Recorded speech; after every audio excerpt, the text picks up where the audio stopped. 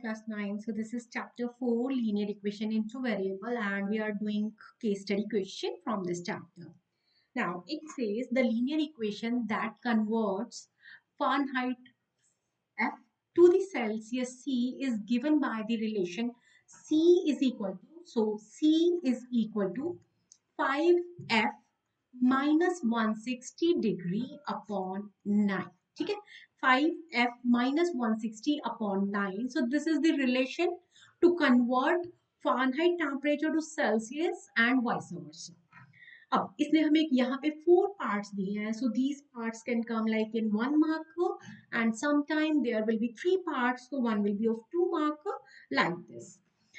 First part says if the temperature is 86 degree Fahrenheit, then what is the temperature in Celsius? So basically मैं 86 degree Fahrenheit बोला है ना, तो जहाँ पे आपका F दिया हुआ है, we will put 86 in that place.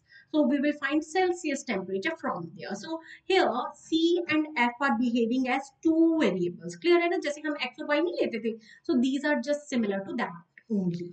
So this will be 5 into 86 minus 160 upon 9. So there are a bit of calculation, but it's okay. There in chapter 4 are hardly some question with calculations. So 5 6 are 33, 5 8 are 40 plus 3 and minus 160 divided by 9. मैं सारा एक one go में कर रही हूँ. You can do according to your convenience. So this is 2 and divided by 9. So when it get cancelled, 9 3s are 27.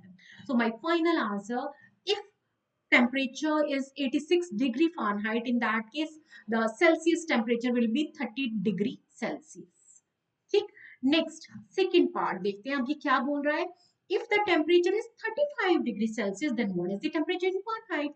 So मैं क्या करूंगी, C की प्लेस पे क्या डाल दूंगी, 35. Okay, temperature is 35 degrees Celsius and I will write the same relation to find F. ठीक, अब यहाँ पे हम linear equation in two variables होते हैं ना, जैसे क्रॉस मल्टीप्लाई करके, क्योंकि अब ये वन वेरिएबल में कन्वर्ट हो चुकी है. सी को मैंने रिप्लेस कर दिया 35 से. अब देखो मैं क्या करूंगी, cross multiply. So 35 into 9 is equal to 5f minus 160. So जिन बच्चों की कैलकुलेशन काफी अच्छी होती है, they can shift 160 as well. और जहाँ पे अगर आपको थोड़ा भी डाउट है, you can take it one by one. So 5 9s are, then 9 3s are 27 plus 4. अब देखो मैं क्या कर रही हूँ, मैंने यहाँ पे मल्टीप्लाई भी किया. अब माइनस 160 को अगर मैं शिफ्ट करती हूँ, it will be plus 160 and this is equal to 5. So now this is addition. So 7 and then 4 divided by 5. अब क्योंकि ये तो 475 5 का मल्टीपल है, it will get cancelled. So 5 9s are 45, then 2 5 5s are 25. So degree Fahrenheit is 95 degree Fahrenheit temperature. ठीक है, F की value मेरे पास आ गई 95 degree Fahrenheit if the temperature in Celsius was 35. अब उसके बाद इसने थर्ड पार्ट में जो बोला, इसने बोला if temperature is 0 degree Celsius, then what is temperature in Fahrenheit, and if temperature is 0 degree Fahrenheit, then what is the temperature in Celsius. So I think we should use the next page. So we are going to discuss third part. इसमें एक बार तो 0 degree Celsius लेना है, तो C की place पे आप ले लीजिए 0.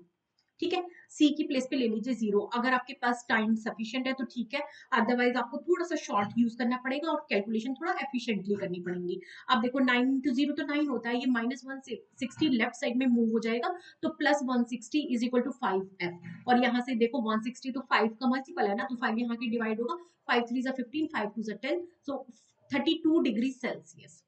If Fahrenheit temperature 32 degree Fahrenheit. ठीक है, if Celsius is 0 degree, then it means 32 degree Fahrenheit. अब सेकंड इसमें इसी ने पूछा if 0 degree Fahrenheit, तो C मुझे निकालना है, तो 5 into 0 minus 160 upon 9. तो ये मेरा बन जाएगा 5 into 0 तो 0 ही होता है, और C is equal to minus 160 upon 9. अब आप इसको चाहो तो ऐसे ही छोड़ दो, अगर आपको कन्वर्ट करना है तो मैं इसको डेसिमल कर. So it is repeating decimal 17.7 and यहाँ पे मेरा ये जो आंसर आएगा नेगेटिव 17.7 डिग्री सेल्सियस. ठीक है, तो ये वाले मेरे थर्ड पार्ट के ही दो पार्ट थे, जिनके अंदर एक बार 0 डिग्री सेल्सियस दिया था, दूसरी बार 0 डिग्री फारेनहाइट दिया था, and we have to find the Celsius and Fahrenheit temperature. अब देखो ये बोल रहे हैं what is the numeric value of the temperature which is same in both the scales. तो जब भी हमें इस तरह से कुछ निकालना होता है, तो जैसे मुझे ये दिया हुआ था C is equal to 5F minus 160 upon 9, तो S is equal to C is equal to F। तो इसने मुझे इसके लिए पूछा है। अगर ये दोनों टेम्परेचर सेम हो जाते हैं तो मैं इसको मान लेती हूँ X। ठीक है, दोनों टेम्परेचर को मैं सेम X वेरिएबल से रिप्लेस कर दूंगी। तो X is equal to 5X minus 160 divided by 9. Now cross multiply. 9x is equal to 5x minus 160. अब यहाँ से आपका 160 को मैं इधर ले जाती हूँ और this will come here. So 5 minus 9 is minus 4x और x की वैल्यू आ जाएगी minus 40 डिग्री। तो at minus 40 degree both the temperatures will be same. ठीक है, फ़ारेनहाइट एंड सेल्सियस। अब देखो यहाँ पे ये वाला जो क्वेश्चन था ये केस स्टडी बेस्ड था। आपका ये वाला क्वेश्चन बीच में से कोई पार्ट हो सकता है एमसीक्यू में भी आ सकता है, तो इट इज कंप्लीटली फाइन। अब मैंने जो आपको क्वेश्चन करके दिया that was having the relation between Celsius and Fahrenheit. If you want to practice by yourself then this is the practice question in which मैं जस्ट आपको क्वेश्चन समझा देती हूँ।